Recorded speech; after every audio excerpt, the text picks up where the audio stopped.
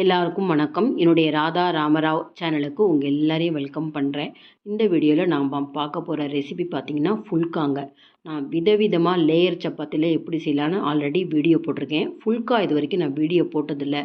ரொம்ப ரொம்ப சாஃப்டாக நம்ம ஹோட்டல்ஸ்லாம் பார்த்திங்கன்னா பட்டர் ரொட்டி அப்படின்னு சொல்லுவாங்க. அந்த அளவுக்கு சாஃப்டான இந்த ஃபுல்கா எப்படி செய்யலாம், டைரெக்டாக கேஸ் ஸ்டவ்லேயும் சரி, இல்லைனா நீங்கள் ஃபுல்கா ஸ்டாண்ட் இருந்தாலும் எல்லா ஃபுல்காவுமே ஒன்று போல் நல்லா உப்பலாக வரா மாதிரியும் சரி, டிஷ்யூ பேப்பர் மாதிரி சாஃப்டாகவும் எப்படி செய்யலாம் அப்படிங்கிறத பார்க்க போகிறோம்.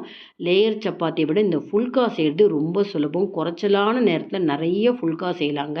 அதனால் அவசியம் வீடியோ ஸ்கிப் பண்ணாமல் பார்த்தீங்கன்னா நீங்களும் இதே போல் ஃபுல்கா செய்யலாம். இந்த வீடியோ பார்க்குறதுக்கு முன்னாடி இது வரைக்கும் என்னோடய சேனலுக்கு சப்ஸ்கிரைப் பண்ணாத வியூவர்ஸ் உடனே சப்ஸ்கிரைப் பண்ணி பக்கத்தில் இருக்க பெல் பட்டனும் ப்ரெஸ் பண்ணி எனக்கு எப்போதுமே சப்போர்ட் பண்ணிகிட்டே இருங்க.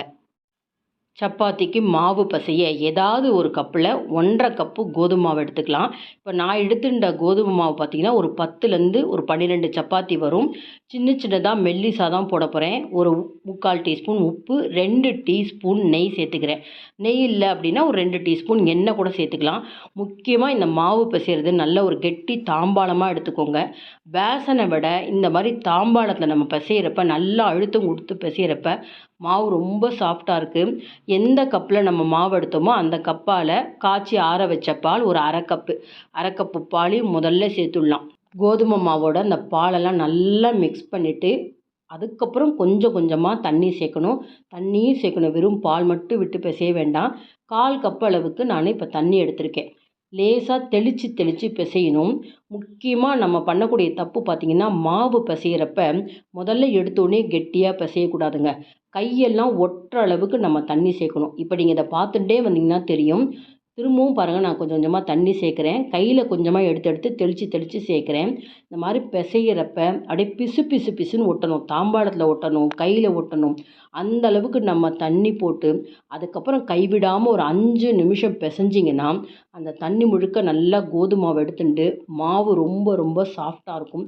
அதில் செய்யக்கூடிய சப்பாத்தி ரொம்ப சாஃப்டாக இருக்கும். பாருங்களேன், முதல்ல எவ்வளோ பிசுக்குன்னு இருந்தது. இப்பயுமே பாருங்களேன், தாம்பாளத்தில் ஒட்டுது, கையில் ஒட்டுது. இது ஒரு 3-4 நிமிஷம் நான் பிசைஞ்சப்புறம் காமிக்கிறேன். அதனால தான் வீடியோ உங்களுக்கு ஸ்கிப் பண்ணாமல் கண்டினியூஸாக நான் போட்டுருக்கேன். இந்த ஒரு ஸ்டெப்பை நீங்கள் கண்டிப்பாக ஃபாலோ பண்ணிங்கன்னா நீங்கள் லேயர் சப்பாத்தி செஞ்சாலும் சரி, இல்லை ஃபுல்கா மாதிரி செஞ்சாலுமே சப்பாத்தி எத்தனை நேரம் ஆனாலும் சரி ரொம்ப சாஃப்டாக இருக்கும். பாருங்கள், முதல்ல பிசுன்னு இருந்தது. ஒரு 3 நிமிஷம் நான் பிசைஞ்சதுக்கப்புறம் பாருங்கள், இப்போ தாம்பாளத்துலேயும் ஒட்டலை, கையில் ஒட்டலை, நல்லா அந்த பால் பதத்துக்கு வந்துடுது பார்த்தீங்களா. கொஞ்சம் கூட கையில் மாவு ஒட்டலை. நல்லா ஒரு பந்து பதத்துக்கு வச்சுட்டு அரை மணி நேரத்துலேருந்து 1 மணி நேரமாவது நம்ம நல்லா இதை ஊற வைக்கணுங்க. இந்த மாதிரி தாம்பாளத்தில் எடுத்து வச்சுட்டு ஒரு பேசன் போட்டு மூடி வச்சிடலாம். தாம்பாளத்தை இந்த மாதிரி பிசைகிறனால தான் நல்லா அழுத்தம் கொடுத்து பிசைய முடியுது. ஒரு அரை மணி நேரம் கழித்து நான் காமிக்கிறேன் பாருங்கள். ரொம்ப கரெக்டாக இருக்கும். மாவு ரொம்ப கெட்டியாக இருக்காது, கொஞ்சம் இலகலாக தான் இருக்கும். நம்ம மேல் மாவு டஸ்டிங் பண்ணிவிட்டு நல்லா மெல்லிசாக நீங்கள் அப்பளம் போட்டுட்டு நீங்கள் ஃபுல்கா போட்டிங்கன்னா உப்பலாக வரும். பேப்பர் மாதிரி அவ்வளோ சாஃப்டாக இருக்கும். இப்போ சப்பாத்திக்கு அப்பளம் போடுறதுக்கு முன்னாடி திரும்பவும் ஒரு நிமிஷம் மாவை நல்லா பிசைஞ்சிட்டு சின்ன உருண்டைகளாக போட்டுக்கோங்க. லேயர் சப்பாத்தியாக இருந்தால் நீங்கள் கொஞ்சம் பெருசாக போட்டுக்கலாம். இது ஃபுல்கா மாதிரி பண்ண போகிறோம். அதனால் சின்ன உருண்டைகளாக போட்டுக்கோங்க. ஏன்னா நம்ம கேஸ் ஸ்டவ்வில் டைரெக்டாக நம்ம அதை சுட்டி எடுக்கிறப்ப அந்த கேஸ் ஸ்டவ் அளவுக்கு தான் அந்த ரவுண்ட் ஷேப் வரணும். ரொம்ப பெருசாக நம்ம போட்டால் வெளிப்பக்கம்லாம் உங்களுக்கு அந்த சப்பாத்தி வேகாதுங்க. அதுக்காக தான் சின்னதாக போட்டுக்க சொல்கிறேன். நல்லா அழுத்தம் கொடுத்து ஒரு உருண்டையும் உருட்டி மேலே காயாமல் இருக்கிறதுக்கு மாவில் டஸ்டிங் பண்ணிக்கலாங்க. இப்போ ஒரு மாவு உருண்டையை எடுத்துக்கிறேன், கோதுமை மாவு உருண்டையை. ரொம்ப மெல்லிசாக போடணுங்க. நான் எவ்வளோ மெல்லிசாக போடுறேங்கிறத பாருங்கள். எந்த அளவுக்கு மெல்லிசாக போடுறோமோ அந்த அளவுக்கு சாஃப்டாக இருக்கும்.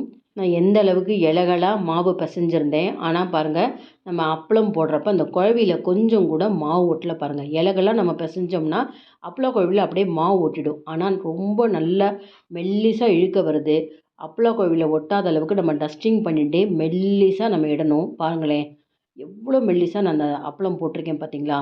தவா நல்லா சூடு இருக்கணும். அதுக்கப்புறம் ஒரு மீடியம் ஃப்ளேமில் வச்சுட்டு பக்கத்து பர்னரையும் நம்ம அடுப்பை பற்ற வச்சு சிம் ஃப்ளேமில் வச்சுக்கோங்க. இப்போ இந்த சப்பாத்தி தவா நல்லா சூடு ஆனதுக்கப்புறம் லேசாக கலர் மாறணுங்க. ப்ரௌன் கலர் கூட வரக்கூடாது. அந்த அப்பளம் வந்து லேசாக வெள்ளையாக நிறம் மாறணும். அந்த அளவுக்கு தான் நீங்கள் தவாவில் வேக வச்சு எடுக்கணும். அந்த மாதிரி நீங்கள் எடுத்தால் தான் நம்ம அதுக்கப்புறம் டைரெக்டாக நம்ம கேஸ் ஸ்டவ்வில் போடுறப்ப நல்லா உப்பலாக வரும். இப்போ பார்த்தீங்களா எந்த அளவு கலரில் ப்ரௌன் கலரே வரல, லேசாக ஒயிட் கலர் வந்தோடனேயே நான் டைரெக்டாக கேஸ் பர்னரில் வச்சுட்டேன்.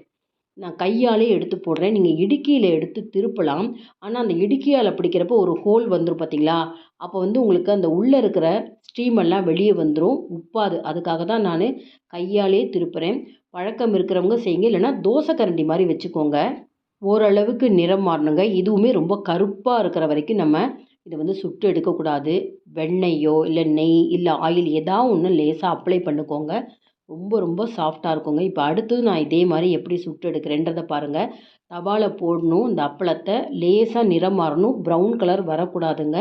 அதுக்குள்ளே நம்ம எடுத்து டைரெக்டாக பக்கத்தில் இருக்க பர்னரில் சுட்டு எடுத்துடணும், அவ்வளோதாங்க. இந்த தவாவில் நான் சுட்டு எடுக்கிறப்ப நீங்கள் கவனிங்க, 5 செகண்டுக்கு மேலே நம்ம தொடர்ந்து தவாவில் ஒரு பக்கம் வேக வைக்கக்கூடாதுங்க. 5 செகண்டுக்கு ஒரு தடவை திரும்ப திரும்ப 2 பக்கமும் கொஞ்சம் கொஞ்சமாக அந்த வெள்ளையாக அந்த நிறம் மாறணுங்க. ஒரு பக்கம் அப்பளம் வேக வைக்க அதிக நேரம் நீங்கள் தவாவில் வச்சிட்டிங்கன்னா ப்ரௌன் கலர் ஆகிடும். பாருங்கள், லேசாக உங்களுக்கு வெள்ளையாக வந்திருக்கு, வெந்து கொடுத்துருக்கு. இப்போ நான் திரும்பவும் பக்கத்தில் இருக்க பர்னரில் வச்சுட்டு அப்புறம் ஃபாஸ்ட்டில் வைக்கிறேன். இந்த மாதிரி அப்பளம் போட்டதுக்கப்புறம் நம்ம அடுப்பை ஃபாஸ்ட்டில் வைக்கணும். 2 பக்கமும் நீங்கள் திருப்பிட்டிங்கன்னா நடுப்பகுதி பார்த்தீங்களா கொஞ்சமாக ஒரு ப்ரௌன் கலர் வந்திருக்கு, அவ்வளோதாங்க. இந்த அளவுக்கு வேக வச்சாலே போதும். சப்பாத்தி நல்லாவே வெந்திருக்கும். 2 பக்கம் இந்த மாதிரி வெந்ததுக்கப்புறம் உடனே ஒரு தட்டில் மாற்றிடணுங்க. ஒரு சப்பாத்தி நான் காமிக்கிறேன் பாருங்கள். இது 3வது சப்பாத்தி உங்களுக்கு காமிக்கிறேன். எல்லா சப்பாத்தியுமே நல்லா அந்த ஃபுல்கா பார்த்தீங்கன்னா நல்லா ஒன்றுமே உப்பலாக வருது பார்த்தீங்களா. அடுத்து நீங்கள் ஃபுல்கா பண்ணுறதுக்கு ஸ்டாண்டு வச்சுருந்தீங்க அப்படின்னா முக்கியமாக அதில் ஒரு டிப்ஸு சொல்கிறேன். இப்போ நான் டைரெக்டாக கேஸ் ஸ்டவ்வில் வேக வச்சேன். ஃபுல்கா அந்த ஸ்டாண்டில் பார்த்தீங்கன்னா கண்டினியூஸாக அந்த அடுப்பில் வந்து அந்த ஃபுல்கா ஸ்டாண்ட் இருக்கக்கூடாதுங்க. தவாலேருந்து போடுறப்ப தான் நமக்கு அந்த ஃபுல்கா ஸ்டாண்டை அடுப்பு மேலே வைக்கணும். கண்டினியூஸாக நீங்கள் ஸ்டாண்டில் வச்சுருந்தீங்கன்னா அந்த ஸ்டாண்டு பார்த்திங்கன்னா அதிக அளவு ஹீட் ஆகிட்டு அந்த எந்தெந்த டிசைன் இருக்கோ அந்த சப்பாத்தி மேலே அந்த டிசைன் இருக்கிற இடத்துலலாம் உங்களுக்கு அப்படியே கருப்பு கலராகிடும். இந்த மாதிரி சப்பாத்தி உப்பாது. அதனால் சப்பாத்தியை தவாலேருந்து சுற்றி எடுத்ததுக்கப்புறம் கேஸ் ஸ்டவ்வில் வைக்கிறதுக்கு முன்னாடி தான் நீங்கள் இந்த ஃபுல்கா ஸ்டாண்டை வச்சு சப்பாத்தியை நல்லா சுட்டு எடுக்கணும். இந்த டிப்ஸை நீங்கள் ஃபாலோ பண்ணிங்கன்னா எல்லா சப்பாத்தியும் டைரெக்டாகவும் சரி இல்லை ஃபுல்கா ஸ்டாண்ட்லேயும் உப்பலாக வருங்க, அவ்வளோ சாஃப்டாக இருக்கும். இப்போ நான் எடுத்திருந்த மாவுக்கு 12 ஃபுல்கா வந்திருக்குங்க. அப்படியே புக்கில் பேப்பர் இருந்தால் எப்படி இருக்கும் அந்த அளவுக்கு அவ்வளோ சாஃப்டாக இருக்குது. நார்மலாக 4 ஃபுல்கா சாப்பிட்றவங்க கூட இன்னும் 2 ஃபுல்கா சேர்த்து சாப்பிடுவாங்க. நான் ஒன்று எடுத்து காமிக்கிற பாருங்கள், சாஃப்டாகவும் இருக்கும், உள்ளுக்குள்ளே அப்படியே போலாக இருக்கும். 2 பக்கம் அந்த சப்பாத்தியினுடைய லேயர் இருக்குது, அவ்வளோதான். உள்ளுக்குள்ளே எந்த விதமான மாவுமே இருக்காது, டிஷ்யூ பேப்பர் மாதிரி இருக்கும். அதனால் அவசியம் நீங்கள் இனிமேல் சப்பாத்தி அப்படிங்கிறதே இந்த மாதிரி செஞ்சு பாருங்கள். செய்யறது ரொம்ப சுலபம். லேயர் சப்பாத்தி அப்படின்னா நமக்கு நிறைய டைம் எடுக்கும். இந்த ஃபுல்கா பண்ணுறது பார்த்திங்கன்னா ரொம்ப சுலபமாக நிறைய ஃபுல்கா செஞ்சுடலாம். 3 ஃபுல்கா நான் எடுத்து இப்படி மடித்து காமிக்கிறேன் பாருங்கள். அப்படியே துவழும் உங்களுக்கு. 3 ஃபுல்கா மடிச்சுமே எந்த அளவுக்கு உங்களுக்கு நல்லா மடிக்க வருது பார்த்தீங்களா. அவசியம் நீங்கள் இந்த வீடியோ பார்த்த உடனே இனிமேல் லேயர் சப்பாத்திக்கு பதிலாக இந்த மாதிரி ஃபுல்கா செஞ்சு பாருங்கள். எல்லாருக்கும் ரொம்ப ரொம்ப பிடிக்கும். இந்த வீடியோ உங்களுக்கு பிடிச்சிருந்ததுன்னா லைக்ஸ் கொடுங்க, கமெண்ட் பாக்ஸில் உங்கள் கமெண்ட்ஸ் போடுங்க, ஃப்ரெண்ட்ஸ் அண்ட் ரிலேட்டிவ்ஸ்க்கு வீடியோவை ஷேர் பண்ணுங்கள். இது வரைக்கும் என்னோடய சேனலுக்கு சப்ஸ்கிரைப் பண்ணாத வியூவர்ஸ் உடனே சப்ஸ்கிரைப் பண்ணி எனக்கு எப்போதுமே சப்போர்ட் பண்ணிகிட்டே இருங்க. இன்னொரு இன்ட்ரெஸ்டிங்கான ரெசிபீஸில் நம்ம பார்ப்போம். Thank you viewers.